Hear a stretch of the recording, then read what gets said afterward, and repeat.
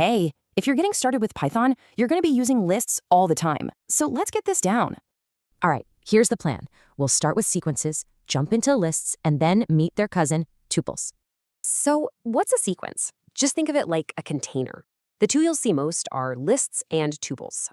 And here's the key difference. Lists can be changed after you make them. Tuples, they're locked in for good. Lists are your flexible, everyday container. You just make them with simple square brackets. Super easy. And this is what makes lists so cool. They can hold numbers, text, or even a mix of different types. Okay, so how do you grab just one thing from a list? You use its address, which we call an index. Heads up, this is super important. In Python, we start counting from 0. So the first item is index 0. And check out this cool trick. If you want the last item, just use -1. So handy. Often, you need to go through every single item. A for loop is perfect for that. It just steps through them one by one.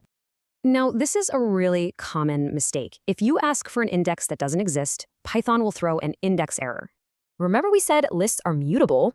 Well, that just means you can actually change what's inside them after you've made them. And changing an item is easy. Just target its index and assign a new value, just like this. What about joining two lists? Simple. The plus operator sticks them together to create a brand new list. See how that works? It makes a totally new list, leaving the original two completely untouched. Okay, now for a really powerful tool, slicing. This lets you grab a piece or a slice of your list. The format is start, end. Just remember, it grabs the start, but stops right before the end number. And here's a neat shortcut. If you leave out the first number, it just starts from the very beginning. Same thing for the end. Leave out the last number, and the slice will go right to the very last item.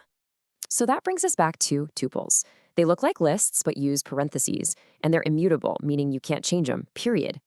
So that's the big question, right? When would you want something you can't change?